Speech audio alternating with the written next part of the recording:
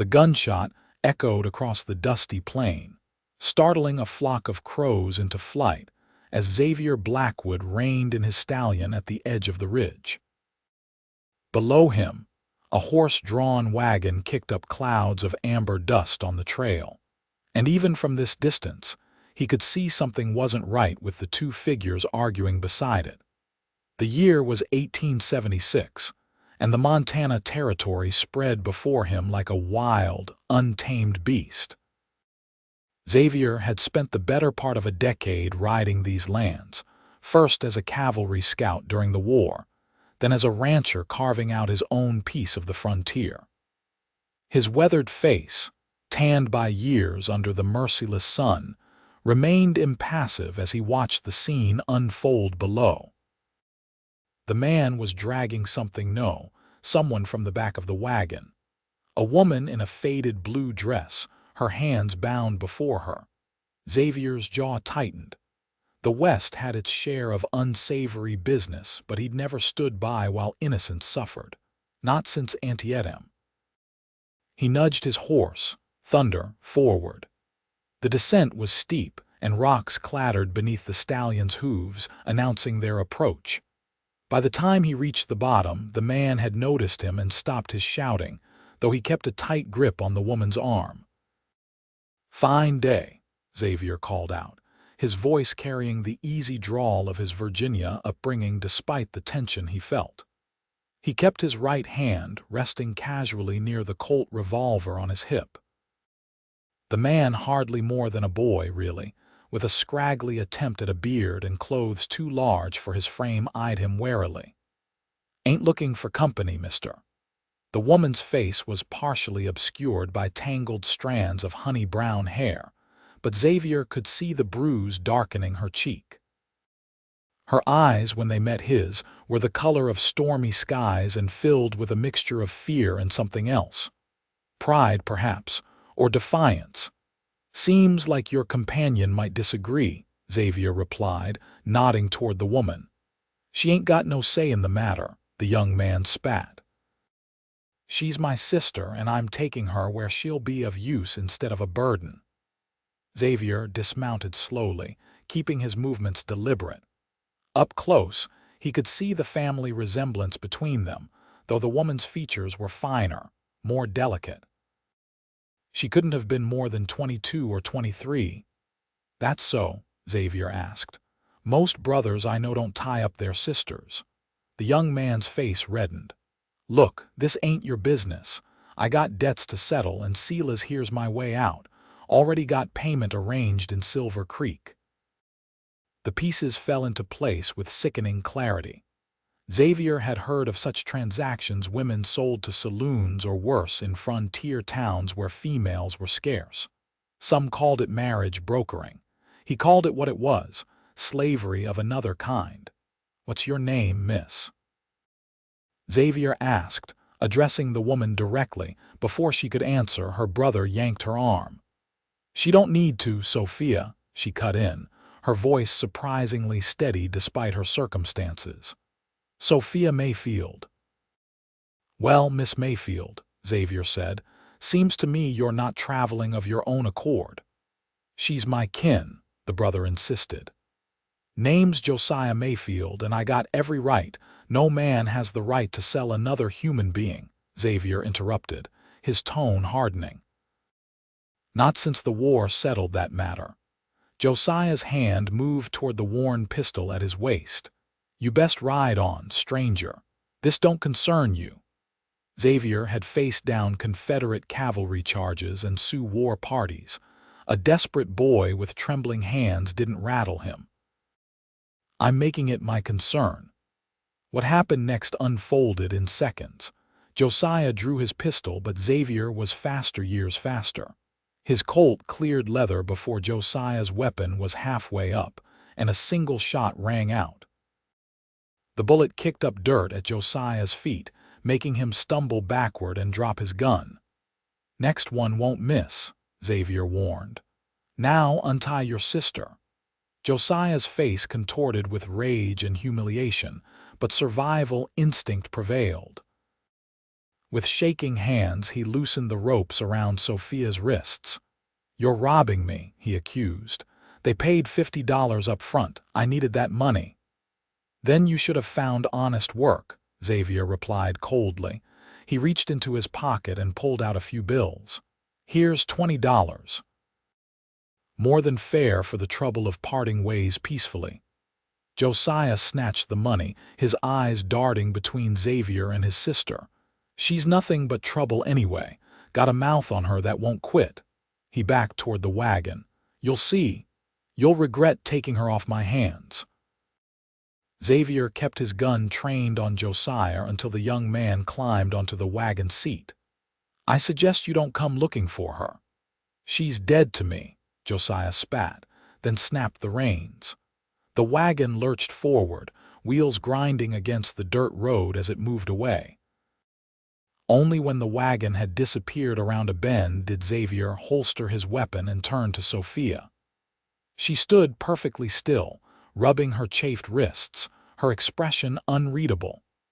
"Are you hurt, Miss Mayfield?" She studied him, wariness evident in every line of her body. "Not beyond what you can see. Why did you intervene, Mr. Blackwood, Xavier Blackwood?" He removed his hat, a gesture of respect his mother had drilled into him long ago. "And I intervened because what he was doing wasn't right." Sophia's laugh was brittle. "There's plenty not right in this world, Mr. Blackwood. Most men ride on by." "I'm not most men." He replaced his hat. "My ranch is about 3 hours' ride from here. I can take you there until you decide what you want to do next, or I can escort you to the nearest town if you prefer." Her gaze sharpened. "And what payment would you expect for this kindness?" The question stung, but Xavier understood its source. A woman alone in the West learned quickly that few offers came without expectations. "None," he said firmly. "You'll have your own quarters and be left in peace. When you're ready to move on, I'll see you safely to wherever you choose to go." Sophia looked down the empty road, then back at him. The decision was clear in her eyes before she spoke. Whatever lay behind her, the future with her brother had been worse. "Your ranch, then," she agreed. "At least until I can make other arrangements." Xavier nodded and helped her onto Thunder, then mounted behind her, keeping a respectful distance while still ensuring she wouldn't fall. As they rode away from the scene of her near sale, he couldn't help but notice how rigidly she held herself, as if bracing against the world. Little did he know that the woman sitting before him carried more than just her meager belongings. Sophia Mayfield harbored secrets that would shake the foundations of his carefully ordered existence and offer him redemption he never knew he needed. The sun was beginning its descent behind the mountains when Xavier's ranch came into view. Sophia had remained largely silent during their ride, answering his occasional questions with the briefest of responses. He didn't push. Whatever had brought her to such desperate circumstances with her brother, she didn't owe him her story. Blackwood Ranch was modest compared to some, but Xavier had built it with his own hands and took quiet pride in what he'd accomplished. A main house constructed of solid timber stood at the center, with a barn, corral, and bunkhouse arrayed nearby. Fields of grazing land stretched to the east, and a creek cut through the property, providing year-round water. 2 ranch hands emerged from the barn as they approached. Miguel, a Mexican vaquero who'd been with Xavier since the beginning, raised his hand in greeting before his expression shifted to curiosity at the sight of Sophia. "Boss," he called out, "wasn't expecting you back till tomorrow." "Change of plans," Xavier replied, dismounting before helping Sophia down. She wobbled slightly when her feet touched the ground, and he steadied her with a hand at her elbow, withdrawing the moment she was stable. "This is Miss Sophia Mayfield," he announced. "She'll be staying with us for a time." Miguel nodded respectfully, though questions lingered in his dark eyes. The other hand, A younger man named Tom stared openly until Miguel elbowed him. "You hungry, Miss Mayfield?" Xavier asked. Sophia glanced around, taking in her surroundings with a caution that suggested she was accustomed to hostile environments. "Yes," she admitted, "but I'd appreciate a chance to wash up first if possible." Xavier nodded. "Of course. Mrs. Cooper manages the house. She'll see to your needs." As if summoned by her name, the front door opened, and a plump woman in her 50s emerged, wiping her hands on her apron. Edith Cooper had come west after losing her husband at Shiloh, and her steady presence had been a blessing since Xavier hired her 3 years prior. "I thought I heard voices," she said, her gaze falling on Sophia with immediate concern. "Oh, my dear, you look done in." Sophia straightened, and Xavier noted how she seemed to summon dignity from nowhere, despite her disheveled appearance. "I'm quite all right, thank you." Xavier briefly explained the situation, or as much as he knew of it, while Mrs. Cooper's expression shifted from concern to outrage to motherly determination. "That brother of yours sounds like he needs a good thrashing," she declared, taking Sophia's arm. "Come along now. We'll get you cleaned up and properly fed. I've got a stew that's been simmering all day." As Mrs. Cooper led Sophia toward the house, Xavier called after them, "The blue room should be prepared." The blue room was the nicest guest room in the house, with a view of the mountains and its own small sitting area. He wanted Sophia to understand she was a guest, not a charity case. While the women disappeared inside, Xavier tended to Thunder, removing the saddle and brushing him down. The rhythmic task gave him time to consider the implications of bringing a strange woman to his ranch. It wasn't the first time he'd offered shelter to someone in need, but something about Sophia Mayfield unsettled him. Perhaps it was the quiet strength in her eyes or the way she held herself like someone carrying an invisible burden. "Pretty thing," Miguel commented, leaning against the stable door. "Trouble?" Xavier shot him a look. "She needed help. Always the night, eh, Jeef?" Miguel smiled, but his eyes were serious. "Be careful. Woman running from something usually has something running after her. Her brother won't be a problem." "Brothers are not always the only problem," Miguel replied cryptically, then straightened. "Tom and I finished the north fence line. Should hold through winter now." They discussed ranch business for a while before Xavier headed to the house. When he entered, the aroma of beef stew and fresh bread greeted him. Mrs. Cooper was setting the dining table, and she gave him a pointed look. "That poor girl," she whispered. "Bruises on her arms, and not just from today. Someone's been rough with her for some time." Xavier's jaw tightened. "Her brother," she wouldn't say. Tight-lipped as a clam about her past, that one. But she's been properly raised, has good manners despite everything. A door opened upstairs, and they fell silent as footsteps approached the staircase. When Sophia appeared, Xavier found himself momentarily speechless. Mrs. Cooper had worked a small miracle. Gone was the dust-covered, disheveled woman from the trail. In her place stood a young lady in a simple green dress, likely one of Mrs. Cooper's, altered to fit her smaller frame, with her honey-brown hair washed and pinned back neatly. Without the grime of travel, her features were more pronounced. High cheekbones, a straight nose, and those stormy blue-gray eyes that seemed to evaluate everything with wary intelligence. The bruise on her cheek stood out more starkly against her clean skin, a reminder of what she'd endured. "Miss Mayfield," Xavier acknowledged with a nod. "I trust you found everything to your satisfaction. Mrs. Cooper has been extremely kind," she replied, her voice soft but clear. "Thank you for your hospitality, Mr. Blackwood. Dinner was a quiet affair at first." Sophia ate with the careful precision of someone who had known hunger but retained their manners. Mrs. Cooper, bless her, kept the conversation flowing, talking about the ranch, The weather, the latest news from town, everything but Sophia's circumstances. Gradually, the young woman relaxed enough to ask questions about the property and how long Xavier had lived there. Bought the land in '69, he answered. After spending a few years scouting for the army, started with just 50 acres and a tent. He allowed himself a small smile. It's grown since then. You built all this yourself. There was genuine curiosity in her voice. Had help, Xavier admitted. Miguel's been with me almost from the start. Good men are worth their weight in gold out here. And what about family? The question slipped out and Sophia immediately looked like she regretted it.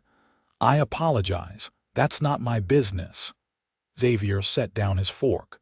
No need to apologize. I was married once briefly. Helen died of fever our first winter here. He stated the facts plainly, as he had learned to do over the years. No children. My parents are both gone, and my younger brother died at Chancellorsville. Sophia's expression softened with genuine sympathy. I'm sorry for your losses. Life in the West takes as much as it gives, he replied. What about you? Besides your brother, do you have family? She stiffened almost imperceptibly. No, my parents passed when I was 17. It's been just Josiah and me these past 5 years. The conversation lulled and Mrs. Cooper seized the opportunity to serve apple pie, chattering about how the last of last year's stored apples had held up remarkably well. After dinner, Sophia excused herself, fatigue evident in the droop of her shoulders despite her attempts to hide it. Mrs. Cooper showed her back to her room, returning moments later with a troubled expression. That girl's carrying more than just her brother's mistreatment, she declared once they were alone. Mark my words. Xavier sipped his coffee thoughtfully. Whatever it is, it's her business to share or keep. Always the gentleman, Mrs. Cooper sighed. Well, I've put her in the blue room as you asked. I'll leave out some of my late daughter's things for her tomorrow. They should fit well enough with some adjustments. When Xavier finally retired to his own room, he found himself standing at the window, gazing at the stars scattered across the Montana sky. Bringing Sophia Mayfield to his ranch had been an impulsive decision, but one he couldn't regret. Whatever troubles she brought with her, they couldn't be worse than the fate her brother had planned. Still, Miguel's warning echoed in his mind. Women running from something usually had something running after them. The next morning dawned clear and cool, the first hint of autumn touching the air. Xavier rose with the sun, as was his habit, and was surprised to find Sophia already in the kitchen, helping Mrs. Cooper prepare breakfast. Miss Mayfield, he greeted her, you needn't work while you're here. She turned from the stove, a determined set to her jaw. I won't be a burden, Mr. Blackwood. If I'm to stay, even temporarily, I'll earn my keep. There was such fierce pride in her statement that Xavier knew better than to argue. As you wish, but don't overtax yourself. Over breakfast, he outlined his plans for the day, checking on the herd, meeting with a cattle buyer from Helena, repairing fencing along the eastern boundary. Normal ranch business that suddenly seemed mundane when described to someone unfamiliar with his routine. I'd like to see more of the ranch, Sophia said after he finished, if that's permissible. Of course, though perhaps you should rest today. Your journey was difficult. A flash of something irritation perhaps crossed her face. I've endured worse than a hard ride, Mr. Blackwood. Fresh air would do me good, Mrs. Cooper intervened. I could use help with the vegetable garden this afternoon. The view from there takes in most of the property. Sophia nodded, accepting the compromise. As Xavier prepared to leave, she followed him to the door. Mr. Blackwood, she said, her voice lowered so Mrs. Cooper couldn't hear from the kitchen. I want you to know I don't intend to impose on your kindness for long. Once I've settled some matters, I'll move on. Xavier studied her face, noting the shadows beneath her eyes despite her rest. "There's no rush, Miss Mayfield. Winter comes early to these mountains. It would be unwise to travel without proper preparation." She seemed about to say more, then pressed her lips together and nodded. "Thank you." The day passed quickly for Xavier, filled with the usual tasks and decisions that came with running a cattle ranch. The cattle buyer was impressed with his stock and agreed to a fair price for 20 head to be delivered the following month. It was good business, ensuring the ranch would weather the coming winter comfortably. When he returned in the late afternoon, he found Sophia in the garden as promised, kneeling between rows of carrots and turnips. She wore a faded work dress that must have belonged to Mrs. Cooper's daughter, with the sleeves rolled up and a wide-brimmed hat shielding her face from the sun. Even in such humble attire, there was something compelling about her, a quiet grace in the way she moved. She looked up as his shadow fell across the garden plot. "Your land is beautiful, Mr. Blackwood. Thank you." He crouched down beside her, noting the neat piles of weeds she'd extracted. "Mrs. Cooper's put you to work, I see." "I volunteered," Sophia corrected him.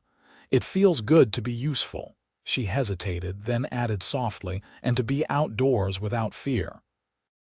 The simple statement revealed more about her previous circumstances than perhaps she intended. Xavier felt a surge of anger toward her brother and whoever else had made her afraid of the open sky. "You're safe here," he said, the words a promise.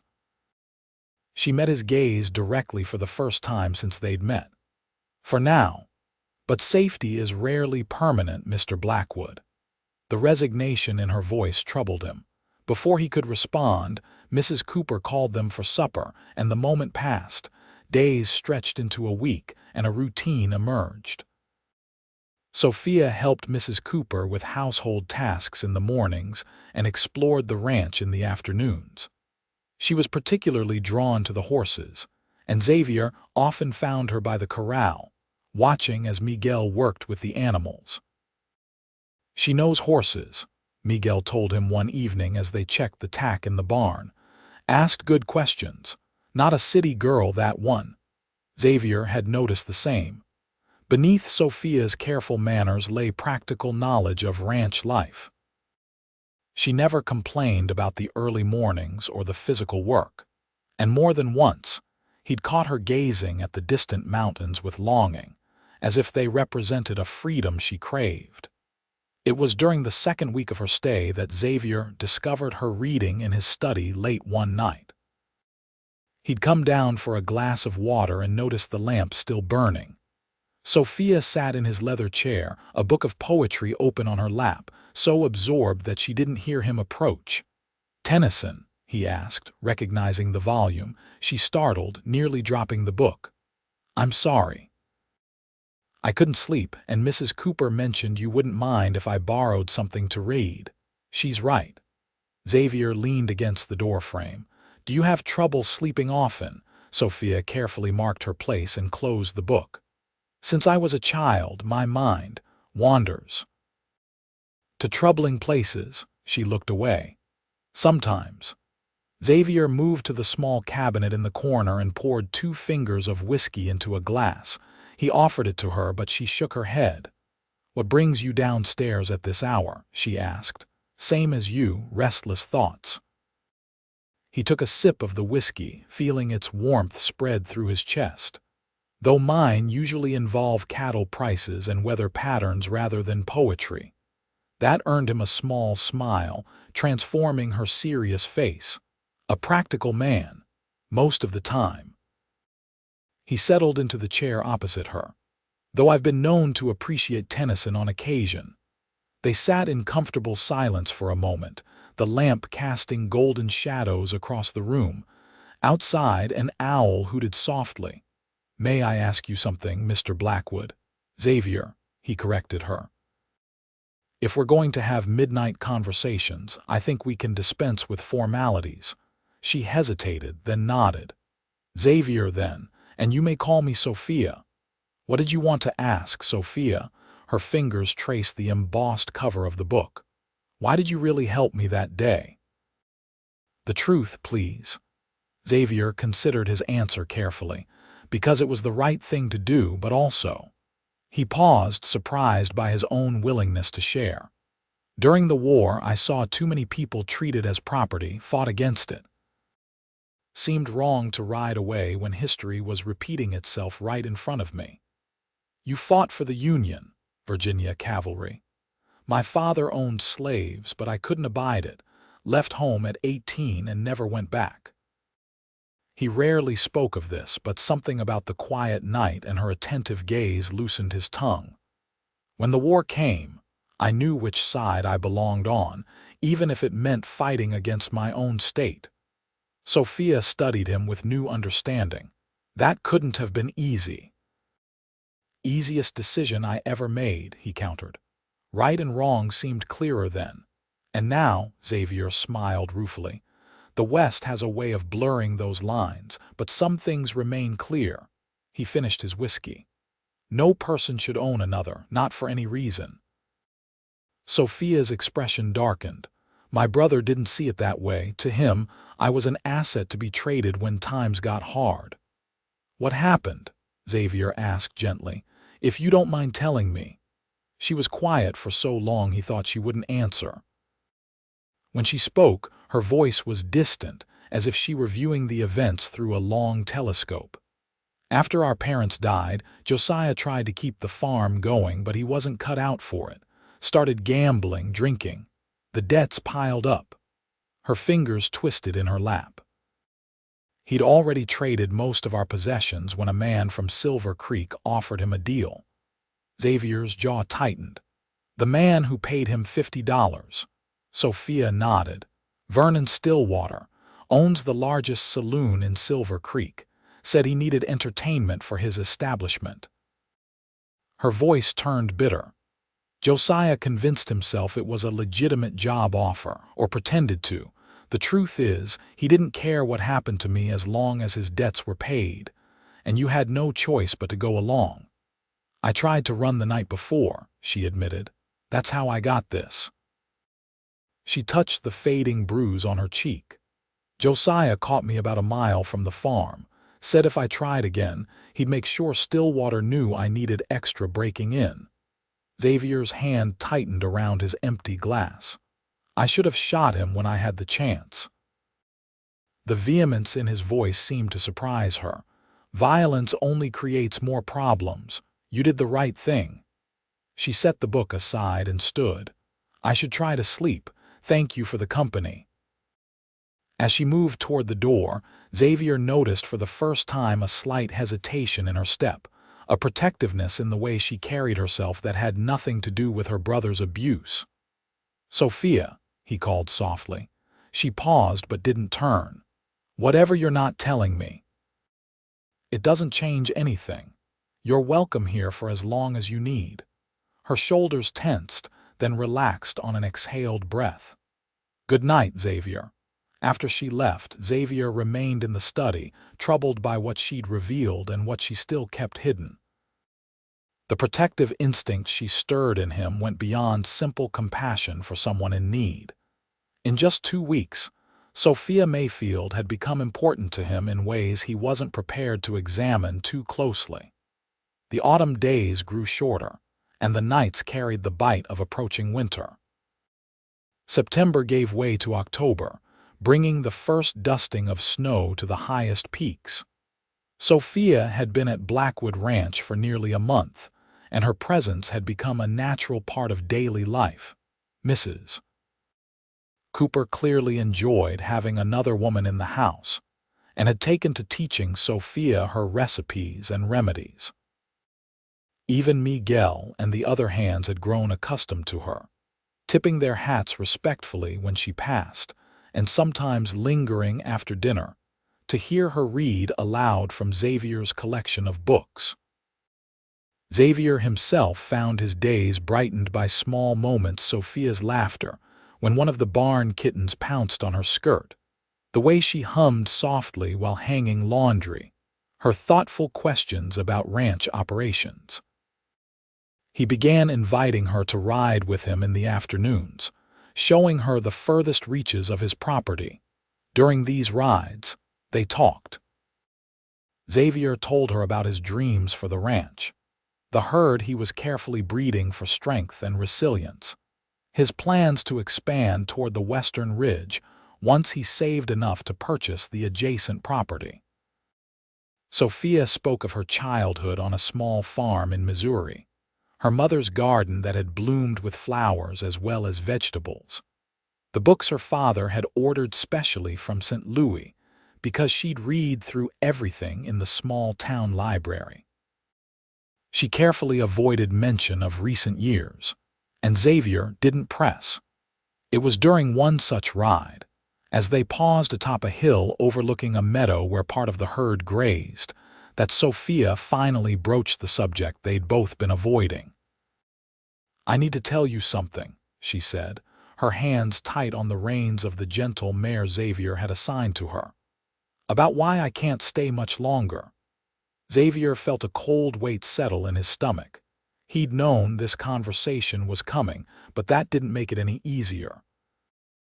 "You don't owe me explanations." "I do," she insisted. "You've been kinder than anyone had reason to be, and I've not been entirely honest." He waited, giving her the space to continue at her own pace. The October wind whispered through the grass, carrying the scent of pine and distant snow. Sophia took a deep breath. "I'm with child." The words hung in the crisp air between them. Xavier kept his expression carefully neutral, though his mind raced with implications. "I see." "No, you don't," she said quickly. "It's not what you're thinking. I wasn't." She swallowed hard. "There was someone. Before Josiah's gambling got out of hand, we were to be married." "What happened to him?" Xavier asked gently. Sophia's eyes filled with tears she refused to let fall. "Robert was a surveyor for the railroad. There was an accident, a blasting charge that detonated too soon. He died 3 months ago." Her hand moved unconsciously to her abdomen, still flat beneath her riding skirt. "I didn't know I was carrying his child until after he was gone. And your brother didn't care except that it complicated his plans to sell me." Her laugh was hollow. "Stillwater wasn't interested in a pregnant woman, but Josiah convinced him I wouldn't start showing for a few more months. Said he could get plenty of use out of me before then." She shuddered. "When the baby came, they'd likely have given it away, or worse." Xavier's hand tightened on his saddle horn, rage building at the callousness of such men. "The baby is why you need to leave." Sophia finally looked at him directly. "A woman in my condition, unmarried and without family support, there are few options. I've been saving the money you've insisted on paying me for my work. Once I have enough, I plan to go to Denver. I've heard there are charitable homes there for women in my situation." The thought of Sophia alone in a strange city, at the mercy of strangers' charity, sent a chill through Xavier that had nothing to do with the autumn wind. "And the child," pain flashed across her face. "Most such homes require that the baby be given up for adoption to a proper family. It's the price of their assistance." Xavier watched a hawk circle lazily above the meadow, taking his time to formulate his response. When he finally spoke, he surprised himself with the certainty in his voice. "You don't have to go to Denver." Sophia frowned. "I can't impose on your kindness indefinitely. Once I begin to show, marry me." The words hung between them as unexpected as a summer snowfall. Sophia's eyes widened in shock. "What did you say?" Xavier turned in his saddle to face her fully. "Marry me. Stay here at the ranch. Your child would have a name, a home, security." "You can't possibly mean that," she whispered. "You barely know me." "I know enough," he countered. "I know you're strong, intelligent, kind. I know you work hard and care deeply. I know you deserve better than what life has handed you.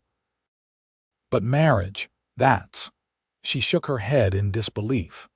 "Why would you offer such a thing?" Xavier considered his motivations carefully. Because I respect you, Sophia. Because I believe every child deserves a chance at a good life. Because this ranch, for all its beauty, has been a lonely place since Helen died. He paused. I'm not proposing love, but partnership, friendship, a chance for both of us to build something meaningful. Sophia stared at him, clearly struggling to process his offer. You would raise another man's child as your own. I would raise a child who needs a father, Xavier corrected. The circumstances of their conception don't matter to me. She turned away, gazing out over the land that stretched before them. You're asking me to make a decision that will affect the rest of my life and yours based on a month's acquaintance. I'm offering you a choice, Xavier said quietly. Something it sounds like you've had precious little of lately. Take time to consider it. The offer stands regardless of your answer. Sophia nodded slowly, her expression thoughtful. I will think on it. They rode back to the ranch in companionable silence, each lost in their own thoughts. As they approached the barn, Xavier noticed how naturally Sophia fit into the landscape of his life, the ease with which she dismounted and tended to her horse, the way she greeted Miguel with a warm smile, her gentle pat for the barn cat that twined around her ankles. He had spoken truthfully about his reasons for proposing, but he hadn't voiced the most compelling one. In the short time she'd been at Blackwood Ranch, Sophia Mayfield had awakened feelings he'd thought long buried with his wife. Not just attraction, though she was undeniably beautiful, but a deeper connection that had grown through their conversations and shared moments. Xavier was not a man given to impulsive decisions, but neither was he one to ignore the promptings of his conscience or his heart. Whatever Sophia decided, he knew he would not regret making the offer. That evening, Mrs. Cooper served a hearty stew with dumplings, chattering about the need to put up more preserves before the first heavy snow. Sophia was quieter than usual, responding to questions but offering little conversation of her own. Xavier didn't press her, understanding she needed space to consider his proposal. After dinner, he retreated to his study to review the ranch accounts while Sophia helped Mrs. Cooper with the dishes. Later, he heard the housekeeper bid Sophia good night and climb the stairs to her own room, but the expected sound of Sophia's lighter footsteps didn't follow. Just as he was considering whether to seek her out, a soft knock came at the study door. Sophia stood there, her face composed but her eyes reflecting inner turmoil. May I speak with you? She asked. Of course. Xavier set aside his ledger and gestured to the chair across from him. Would you like some tea or something stronger? She shook her head and perched on the edge of the chair. I've been thinking about your offer. And Sophia's hands twisted in her lap. It's generous beyond measure, but I have to ask, wouldn't you resent it eventually, taking on another man's child, a woman you didn't choose out of love? Xavier leaned forward, resting his elbows on his knees. Sophia, I've spent 10 years building this ranch, creating something lasting. But what's the point of it all without someone to share it with, to pass it on to? He paused. As for love, I believe it can grow from respect and shared purpose. I'm not offering you a cold business arrangement. You hardly know me, she repeated her earlier objection. I could be difficult, disagreeable. A smile tugged at his lips. I've seen your temper when Miguel's dog stole your washing. I think I can handle difficult. That earned him a small laugh, but she quickly sobered. People would talk. They'd calculate the timing once the baby comes. Let them talk, Xavier said dismissively. This is my land. Anyone who works for me knows better than to spread gossip. Sophia stood and moved to the window, gazing out at the starlit ranch yard. When Robert died, I thought any chance at a normal life died with him. Then when Josiah... She swallowed hard. I've been so focused on survival that happiness seemed like a luxury I couldn't afford to consider. Xavier remained silent, giving her space to work through her thoughts. "If I accept," she said finally, turning to face him, "I want to be clear about something. I won't be a charity case or an obligation. I would expect to be a true partner in this ranch, to work alongside you, to have a voice in decisions." "I would expect nothing less," Xavier assured her, "and the child would be raised as yours in every way, no distinctions or reminders of their birth." "On my honor," he promised solemnly. Sophia took a deep breath. "Then yes, Xavier Blackwood, I will marry you." The simple acceptance sent a surge of unexpected joy through him. He stood and crossed to her, taking her hands in his. They were small but strong, marked by the work she'd willingly taken on since coming to the ranch. "Thank you for trusting me," he said quietly. "Thank you for offering hope," she replied, her voice steady despite the sheen of tears in her eyes. They stood there for a moment, hands clasped, the first tentative foundation of their partnership laid between them.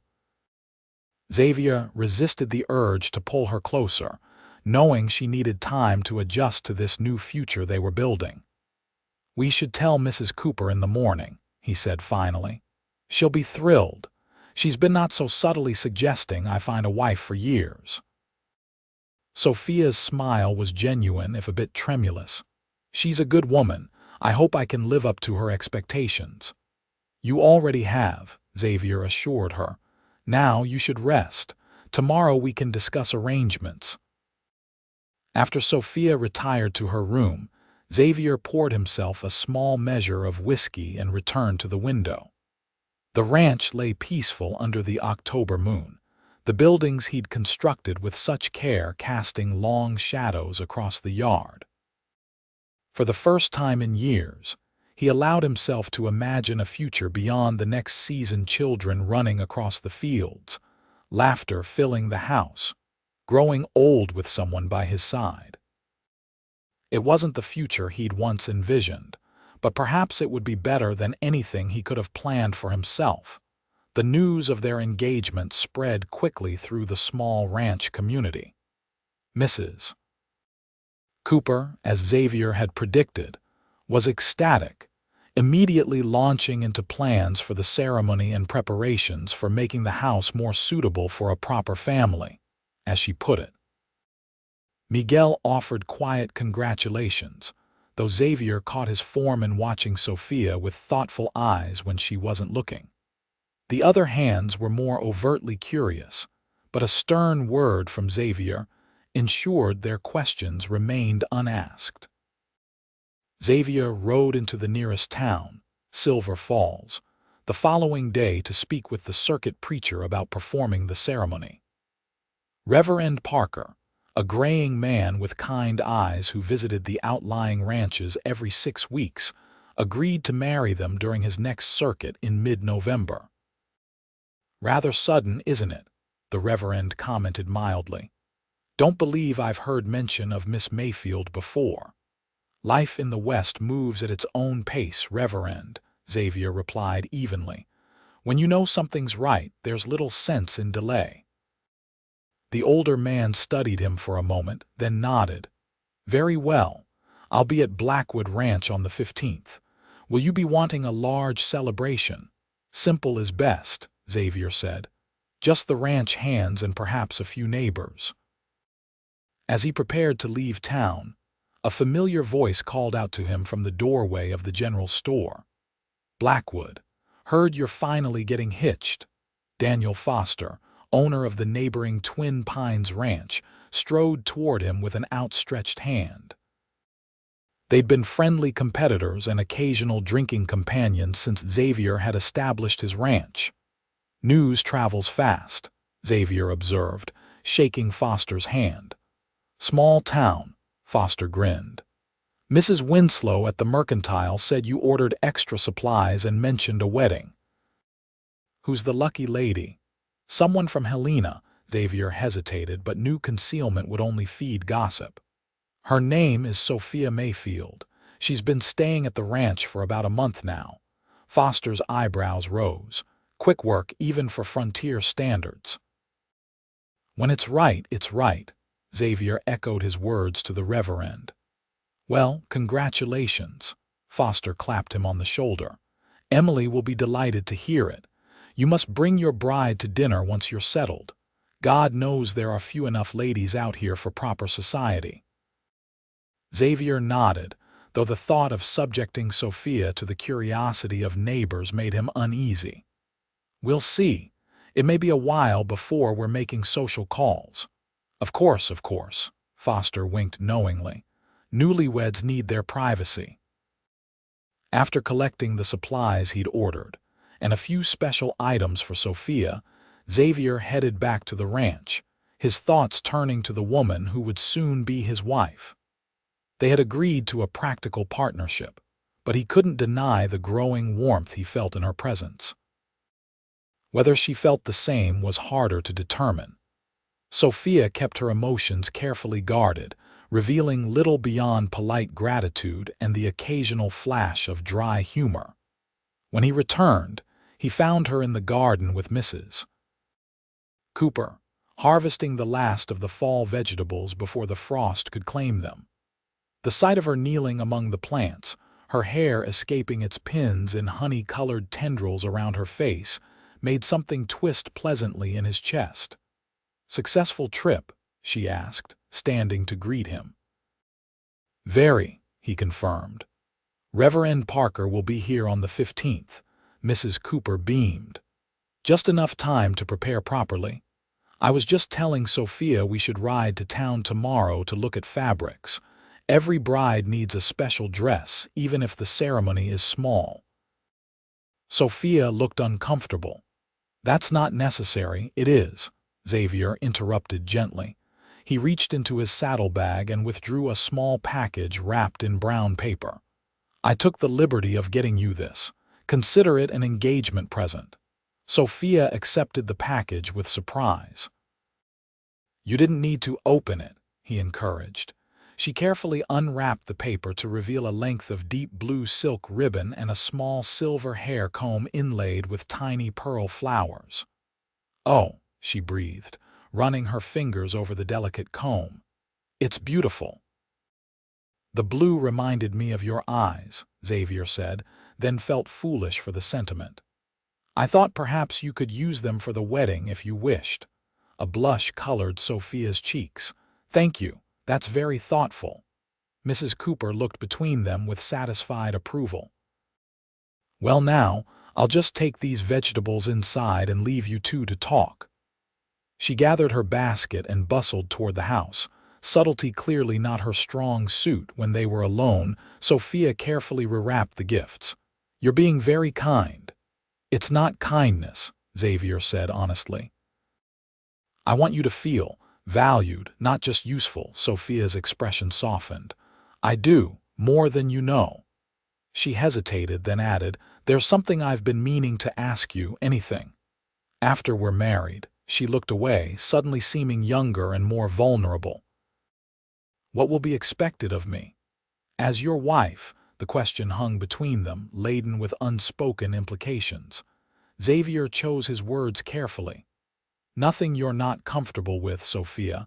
I meant what I said about this being a partnership. That extends to all aspects of marriage." She nodded, still not meeting his eyes.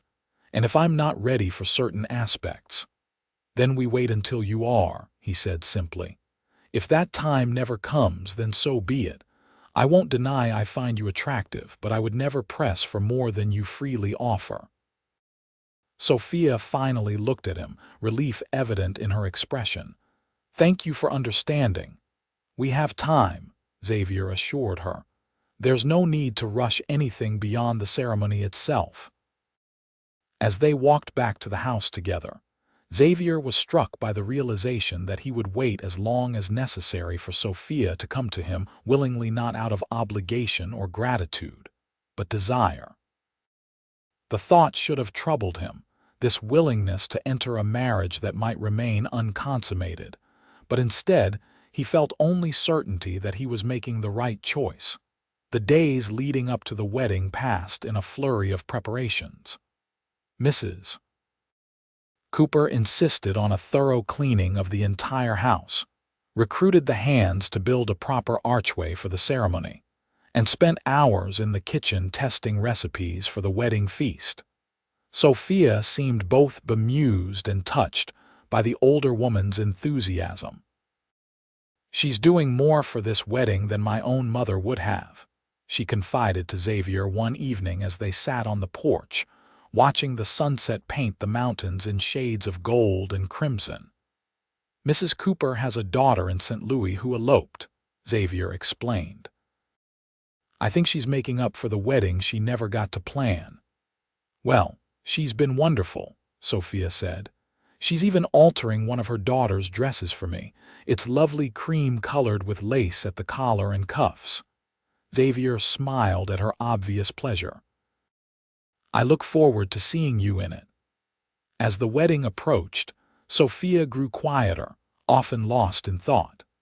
Xavier found her one afternoon in the small ranch cemetery where Helen was buried, standing before the simple wooden cross that marked his first wife's grave. He approached slowly, not wanting to intrude on a private moment, but Sophia heard his footsteps and turned. "I hope you don't mind," she said softly. "I wanted to pay my respects." Xavier moved to stand beside her, gazing down at the grave he visited less frequently now than in the early years after Helen's death. "I don't mind." "What was she like?" Sophia asked. "Helen," Xavier considered the question. "Brave, determined. She was a Boston doctor's daughter who decided the West needed educated women more than the East. We met when I was still scouting for the Army, and she was traveling west with a group of missionary teachers." He smiled at the memory. "She had very firm ideas about everything." "You loved her very much," Sophia observed. "I did," Xavier acknowledged, "but our time together was brief. Sometimes I think I was in love with the idea of her as much as the reality." Sophia nodded thoughtfully. "I understand that. Robert and I grew up together. Loving him seemed as natural as breathing. But we were young. Sometimes I wonder if what we had would have been enough for a lifetime."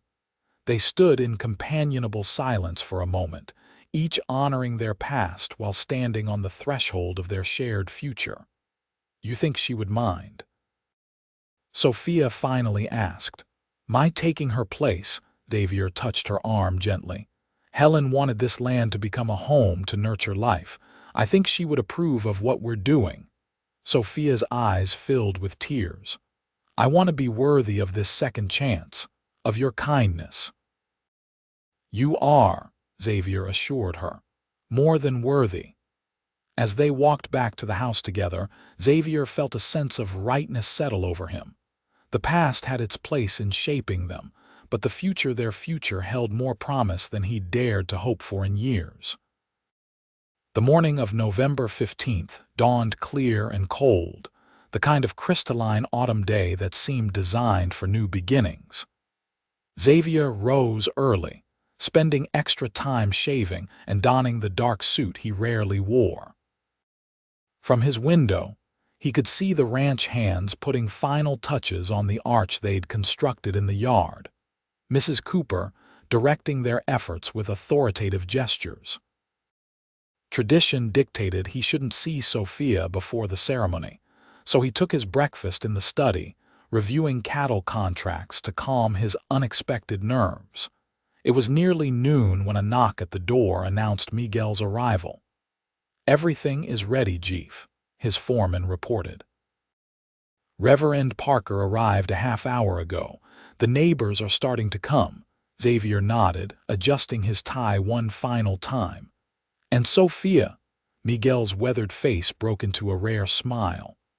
"Mrs. Cooper says the señorita is beautiful, like an angel." They walked together to the yard, where about 20 people had gathered the ranch hands in their Sunday best, several neighboring families and Reverend Parker standing beneath the arch, decorated with late blooming wildflowers and ribbons. Xavier took his place beside the Reverend, clasping his hands behind his back as he waited. Mrs. Cooper had arranged for one of the hands who played fiddle to provide music, and the sweet strains of a folk melody filled the clear autumn air.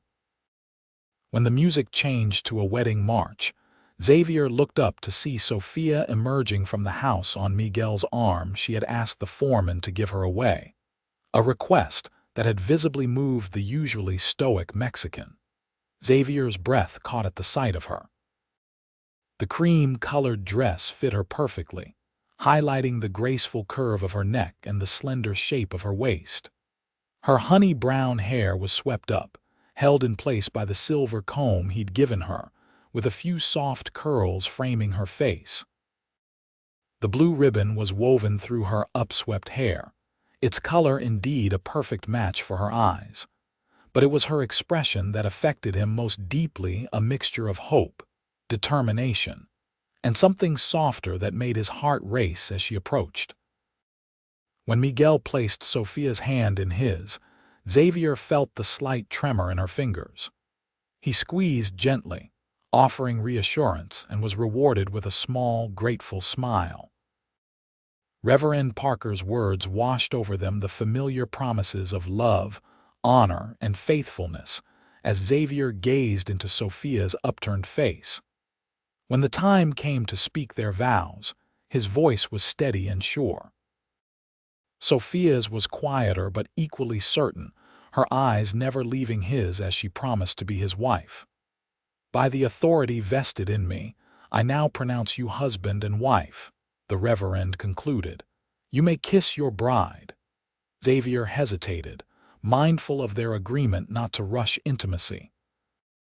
But Sophia rose slightly on her toes, offering her lips with shy willingness. He bent to meet her, the kiss gentle and brief but filled with promise. Applause broke out around them, and Mrs. Cooper dabbed at her eyes with a handkerchief as they turned to face their small gathering as husband and wife. The celebration that followed was simple but joyful. Tables had been set up in the yard, laden with Mrs.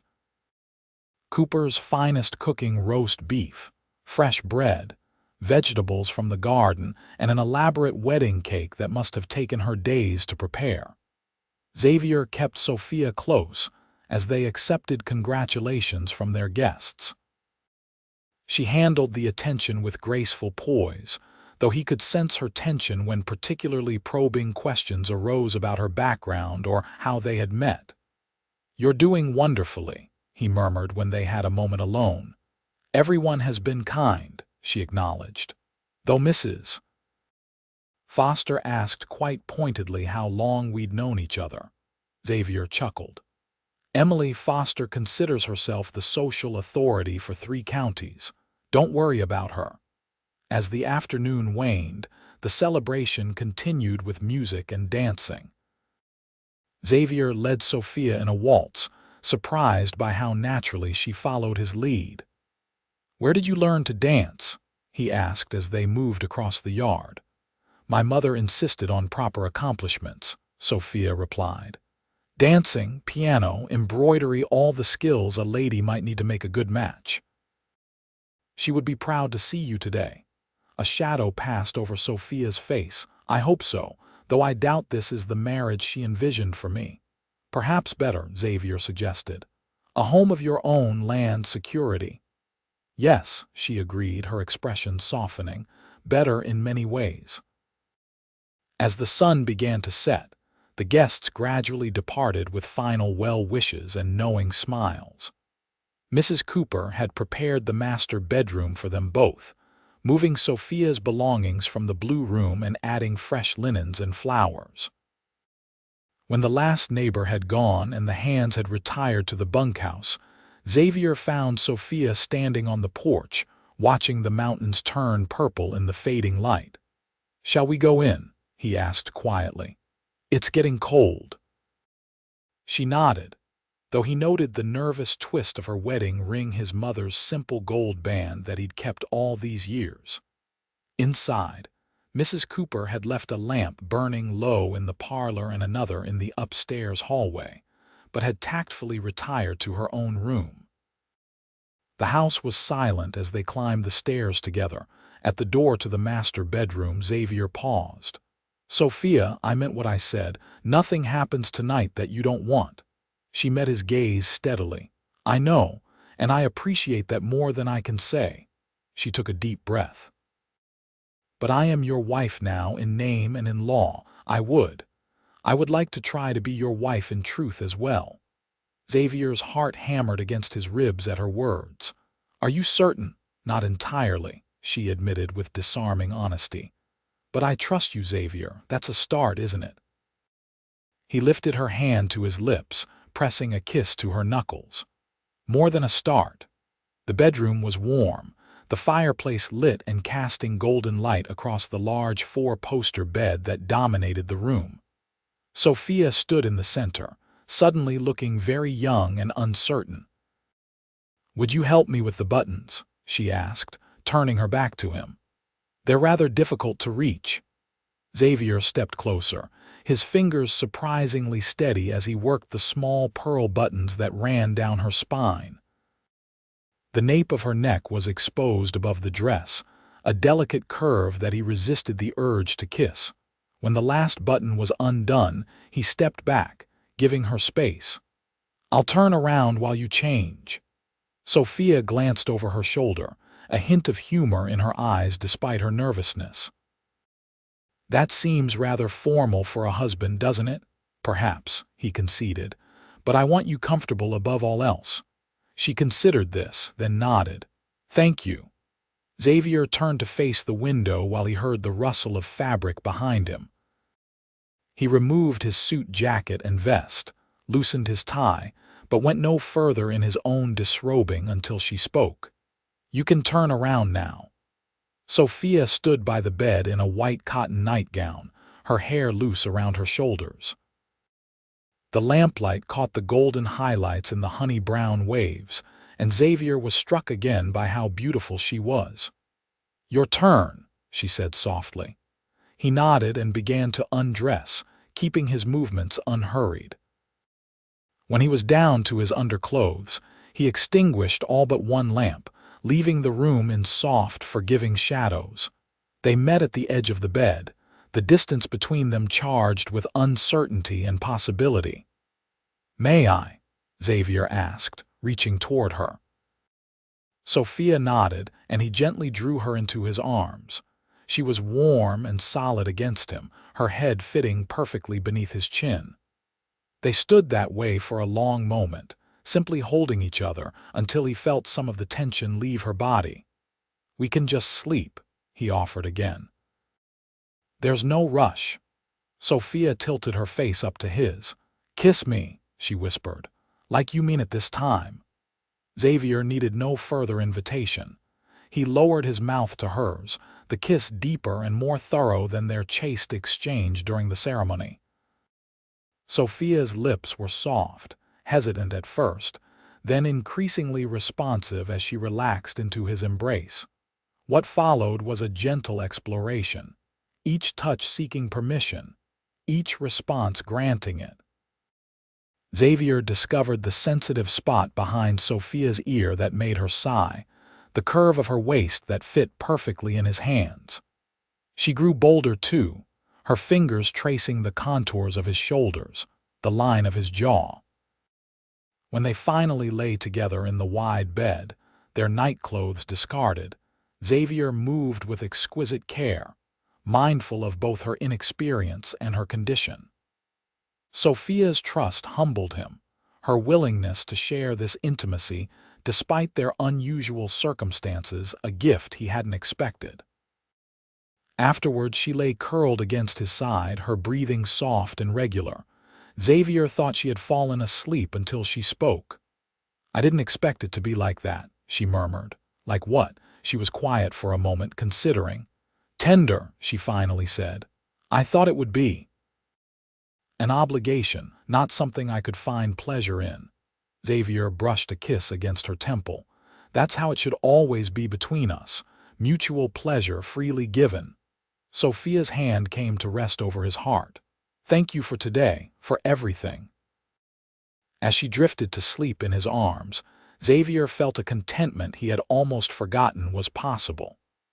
Their marriage had begun as an arrangement of convenience, but something deeper was taking root between them, something that felt remarkably like the beginnings of love. Winter descended on Blackwood Ranch with icy determination. The first major snowfall came just a week after the wedding, blanketing the property in 3 feet of pristine white. Xavier and the hands worked tirelessly to ensure the cattle had access to feed and shelter, while inside the house, Sophia and Mrs. Cooper created a warm haven against the biting cold. As November gave way to December, Sophia's pregnancy became more evident, her slender frame changing subtly to accommodate the growing life within. Xavier found himself fascinated by these changes: the gentle swell of her abdomen, the new fullness in her face, the way she unconsciously rested her hand over the baby when she was lost in thought. Their nights together continued to deepen their bond. What had begun as tentative exploration evolved into a comfortable intimacy, each learning the other's body and desires. Xavier was careful never to treat her as fragile, understanding that her strength was part of what drew him to her. But he remained attentive to her changing needs as the pregnancy progressed. During the day, Sophia insisted on maintaining her role in ranch operations, despite his concerns. She kept the accounts with a sharp eye for detail, helped Mrs. Cooper with the endless winter tasks of mending and preserving, and even ventured out to the barn on milder days to check on the pregnant mare Miguel was particularly concerned about. "You're doing too much," Xavier commented one evening as he watched her mend one of his shirts by the fire, her fingers deftly working the needle despite her obvious fatigue. Sophia looked up with a wry smile. "Says the man who spent 14 hours today clearing snow from the north pasture." "That's different, is it?" she set aside her sewing. "Xavier, I've never been idle. Work keeps me from dwelling on things I can't change." He recognized the shadow that sometimes crossed her face when she thought of her brother, her lost fiancé, the circumstances that had brought her to him. Moving to sit beside her on the sofa, he took her hand in his. "You're allowed to rest," he said gently. "No one here will think less of you for it." Sophia leaned against him, her head finding its natural place on his shoulder. "I know, but I want to contribute. This is my home now, too." The simple declaration warmed him more than the blazing fire. "Yes, it is." As Christmas approached, the atmosphere at the ranch grew festive despite the isolation imposed by the heavy snows. Mrs. Cooper, decorated with pine boughs and red ribbons, filled the house with the scents of gingerbread and cinnamon, and enlisted Sophia's help in knitting gifts for the hands. Xavier found himself watching his wife with increasing wonder as she embraced these preparations, her natural grace and warmth drawing everyone into the spirit of the season. Even Miguel, not normally given to sentimentality, was caught humming carols as he worked in the barn.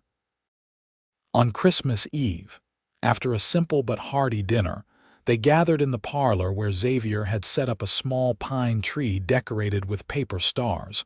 Sophia had crafted and candles in special holders ordered from the catalog. "It's beautiful," Sophia breathed, the candlelight reflecting in her eyes.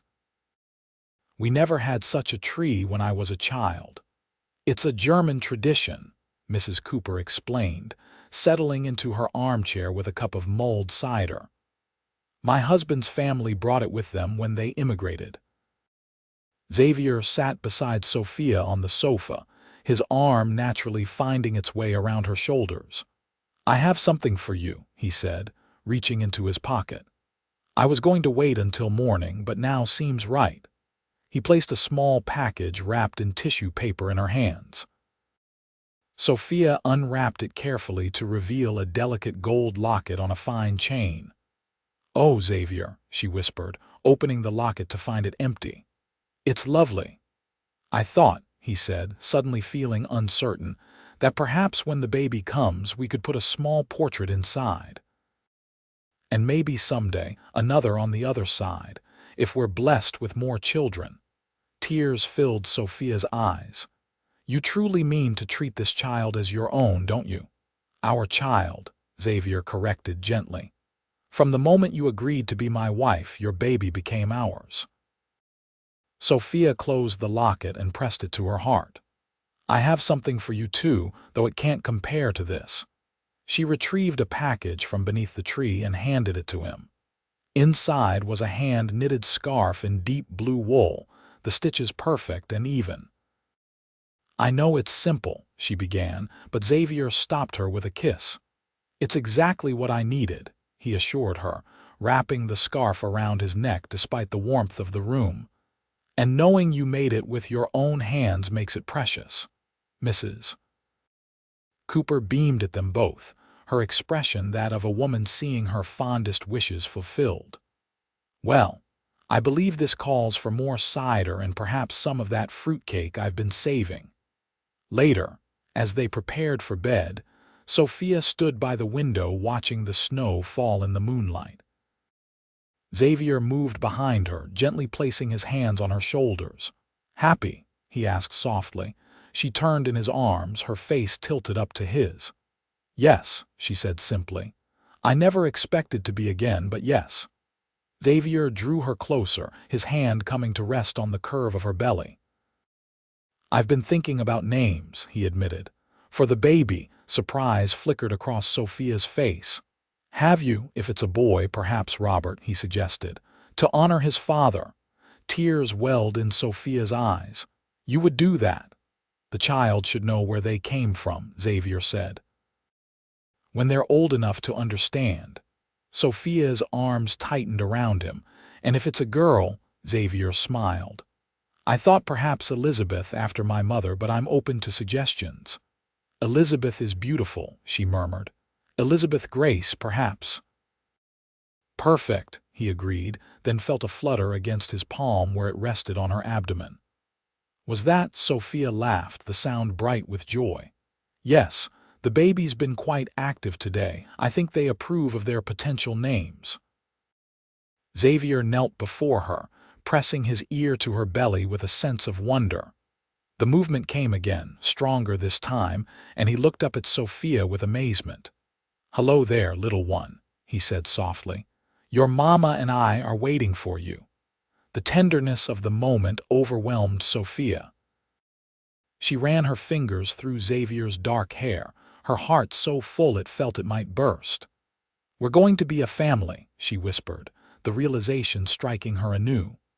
"We already are," Xavier replied, rising to draw her into his embrace. That night, as they lay together in the darkness, Sophia found herself reflecting on the strange, winding path that had led her to this moment.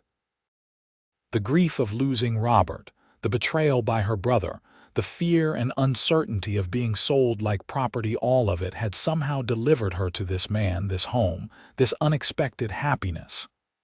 "Xavier," she whispered, uncertain if he was still awake. "MMM." His voice was drowsy but attentive. "I think I'm falling in love with you." The admission hung in the quiet room, more significant than any vow they had exchanged. Xavier's arms tightened around her. "I know I've already fallen in love with you, Sophia Blackwood." The words, spoken with such simple certainty, filled the last empty spaces in her heart. She had come to him carrying one life, only to find that she carried something else as well, the salvation of a good man who had been alone too long. And in return, he had given her back a future she thought lost forever.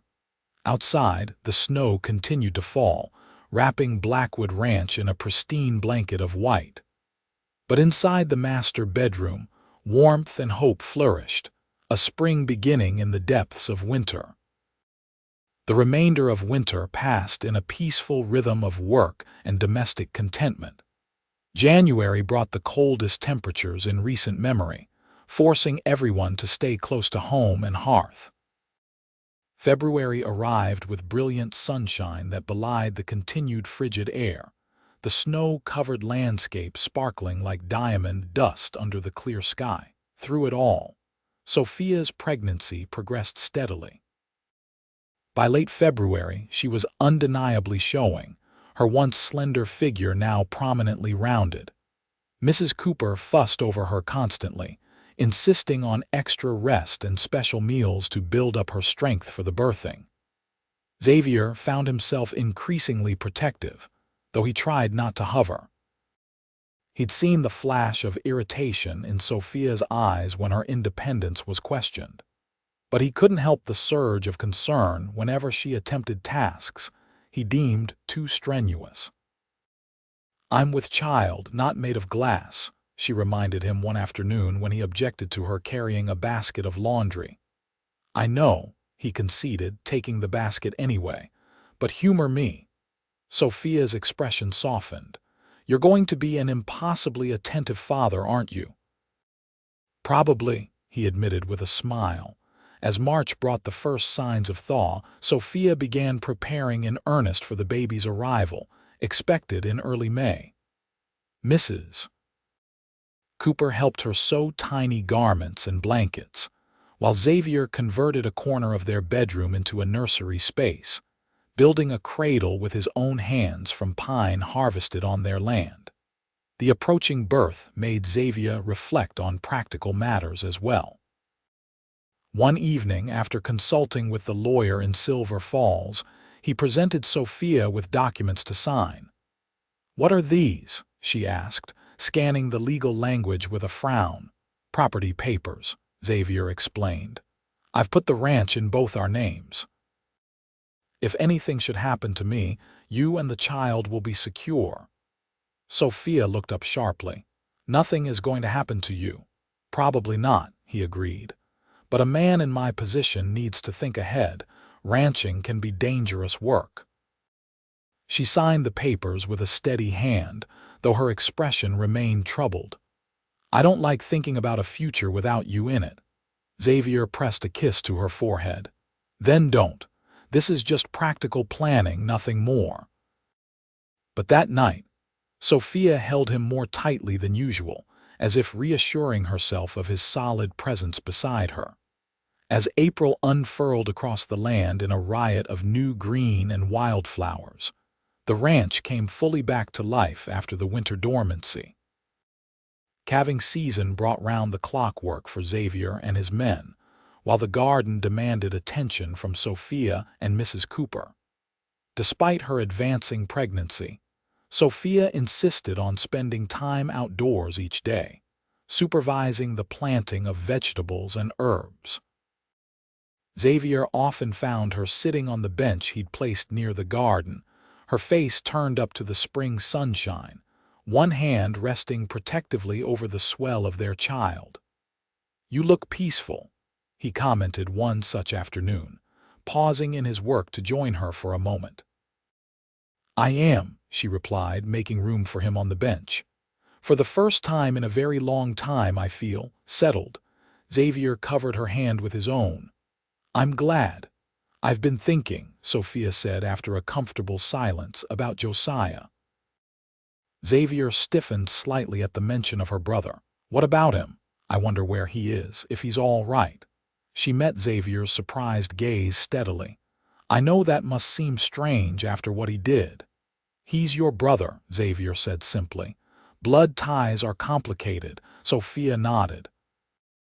"I was so angry for so long, hurt, betrayed. But lately I've been thinking about how he was after our parents died, the pressure he was under, the debts our father left." She sighed. "It doesn't excuse what he did, but I understand a little better now. Would you want to find him, make peace?" She considered the question seriously.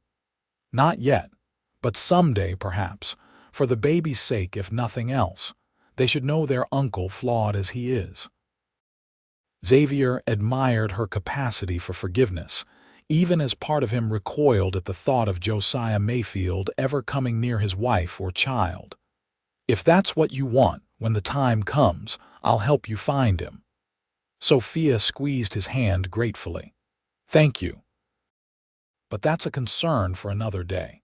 Right now, we have more pressing matters. As if in agreement, the baby delivered a particularly vigorous kick that was visible even through Sophia's dress. They both laughed, the moment of tension dissolving. Active today, Xavier observed.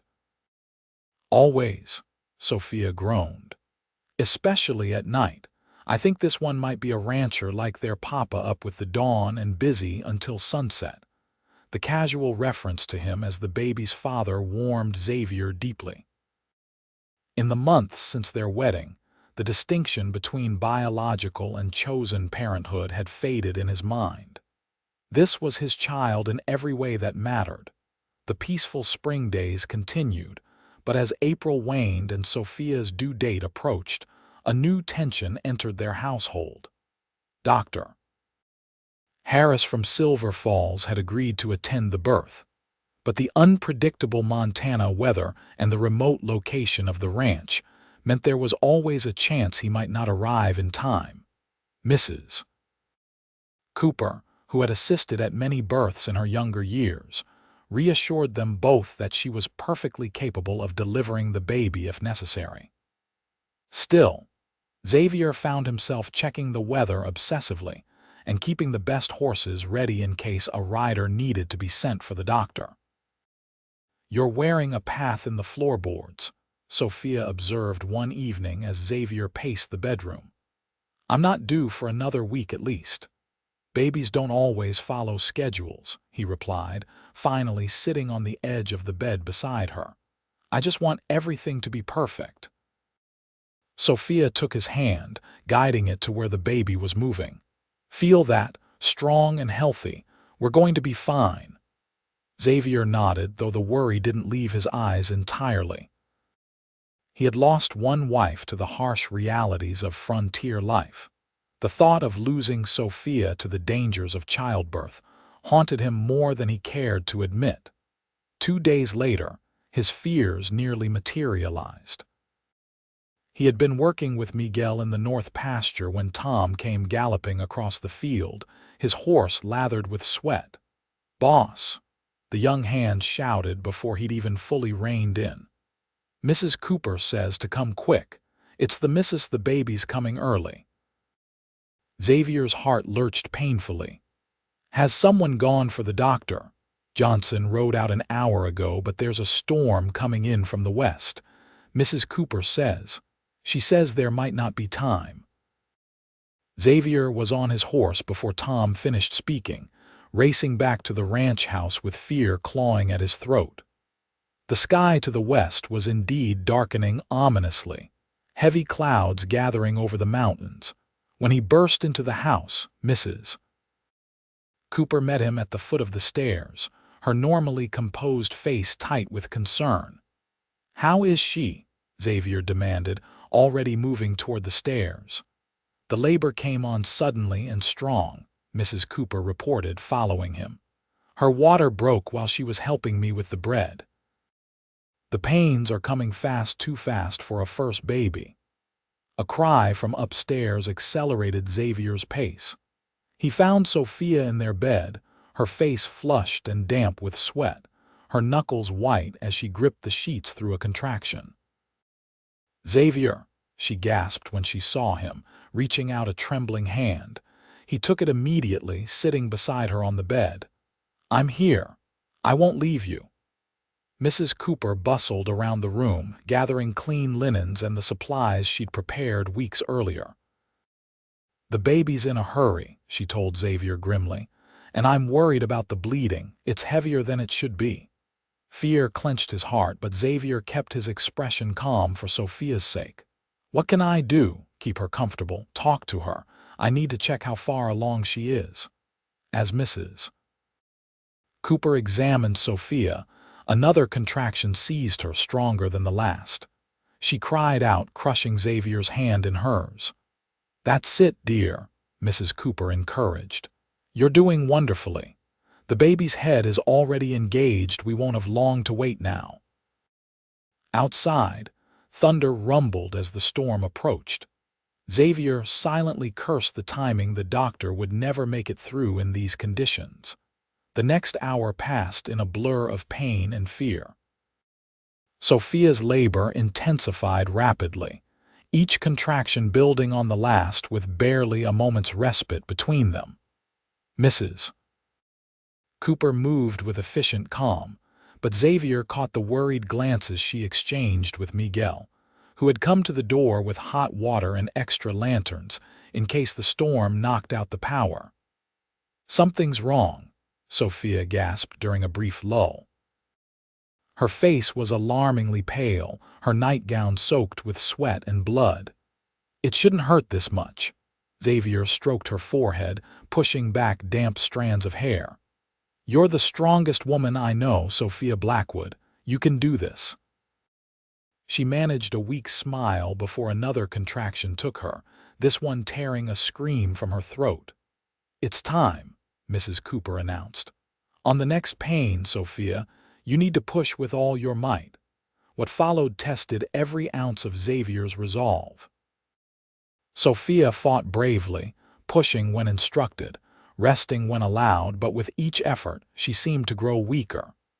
The bleeding Mrs. Cooper had mentioned earlier continued, soaking through the linens faster than they could be changed. "I can see the head," Mrs. Cooper finally announced. "One more big push, dear."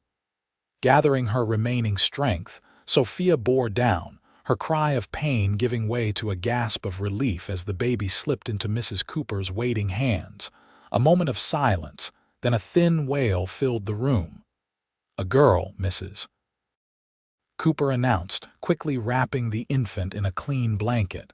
"A beautiful little girl." Xavier felt a surge of joy so intense it nearly overwhelmed him. "Sophia, you did it. We have a daughter." But Sophia's eyes were closed, her face ashen. When he touched her cheek, her skin was cool and clammy. "Sophia," alarm sharpened his voice. "Sophia, open your eyes."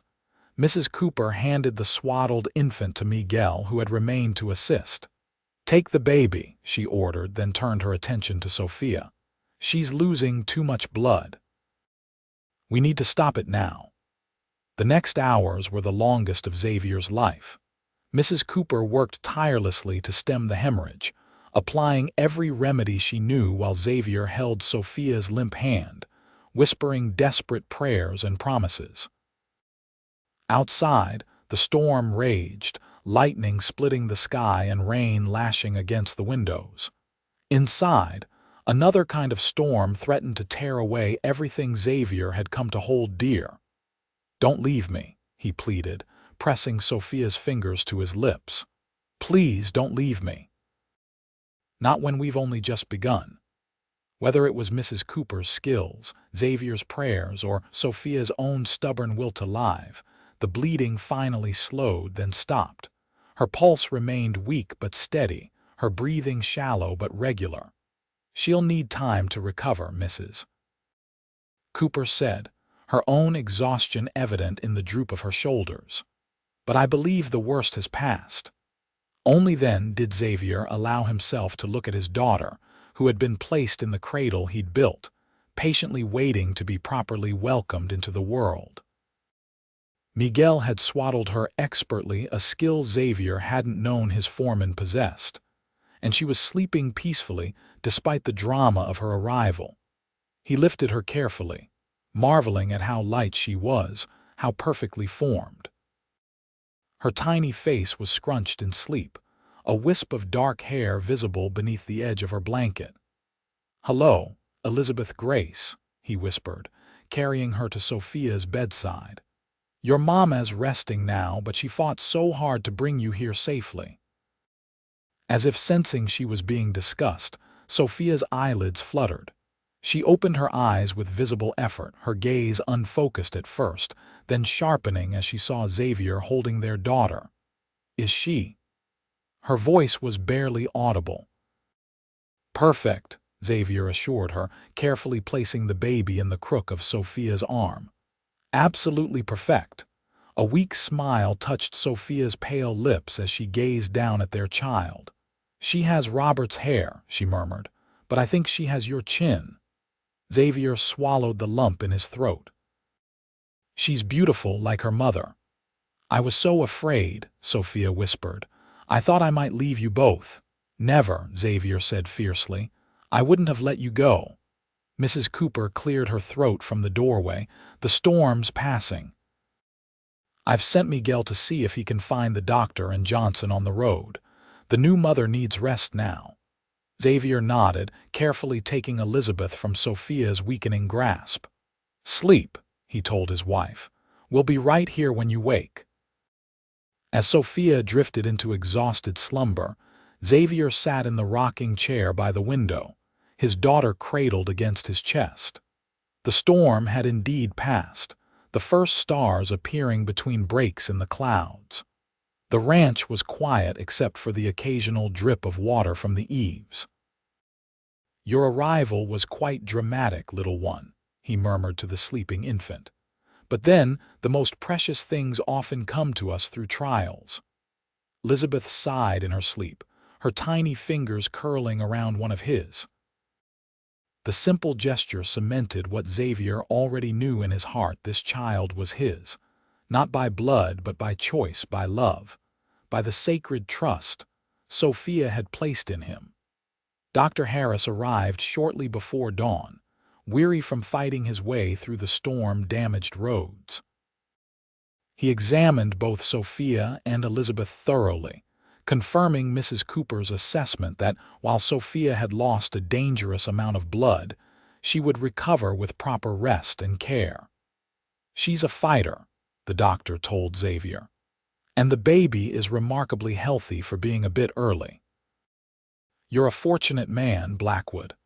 "I know," Xavier replied, his gaze moving between his sleeping wife and daughter. "Believe me, I know." The days that followed were both exhausting and exhilarating. Sophia regained her strength gradually, while Elizabeth proved to have healthy lungs and a determined personality from the start. She nursed vigorously once Sophia's milk came in, and seemed to regard the world with a serious contemplation that reminded Xavier of himself. Word of Elizabeth's dramatic arrival spread quickly through the scattered ranching community. Neighbors rode in with gifts and offers of help, many expressing relief that mother and child had survived such a dangerous birth. By the time Elizabeth was a month old, life at Blackwood Ranch had established a new normal. Sophia had resumed many of her regular duties, though Xavier insisted she rest whenever possible. The baby accompanied them everywhere, either carried in Sophia's arms or in a sling Miguel's wife had sent when she heard the news. One perfect June evening, as they sat on the porch watching the sunset, Elizabeth sleeping contentedly in her cradle beside them, Sophia turned to Xavier with an expression of quiet wonder. "You remember what you said when you proposed to me? That you weren't offering love but partnership and friendship." Xavier nodded, taking her hand in his. "I remember." "You were wrong," she said simply. "What you offered was something far greater than you knew. You gave me a future when I had none. You gave Elizabeth a father who loves her unconditionally, and you gave yourself a family to heal the loneliness you pretended didn't exist." Xavier brought her hand to his lips. "Are you saying I got more than I bargained for, Mrs. Blackwood?" "We both did," Sophia replied, her eyes shining with emotion. "When Josiah dragged me toward that wagon, I was certain my life was over, or at least any chance of happiness was. I never imagined that his cruelty would lead me to the greatest blessing I could receive, which is you," she said simply. "You and the life we're building together." Xavier drew her into his arms, mindful of her still healing body. "I love you, Sophia, not because you gave me Elizabeth, though I'll be eternally grateful for her. I love you for your strength, your kindness, your courage.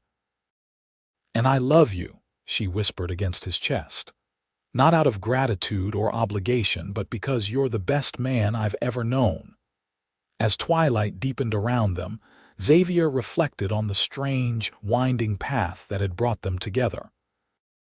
A chance encounter on a dusty road, a desperate brother, a woman sold like property, all leading to this moment of perfect contentment. Elizabeth stirred in her cradle, making the small sounds that preceded waking. Sophia moved to attend to her, lifting the baby with practiced ease and bringing her back to the porch swing. "Look at that sky, Elizabeth," she murmured to their daughter. "This is your home. These mountains, these fields, all of it will be part of you, just as you're part of us." Xavier watched them, his heart full to bursting. Whatever challenges lay ahead in life in the Montana Territory, ensured there would be many, they would face them together, as a family. In rescuing Sophia that day, he had never expected to find his own salvation. Yet here it was, embodied in the woman who had become his wife, and the child they now called their own. As the first stars appeared in the darkening sky, Xavier Blackwood counted himself the richest man in the territory. Not for his land or his cattle, but for the love that had blossomed in the most unlikely of circumstances, a love that promised to grow stronger with each passing season.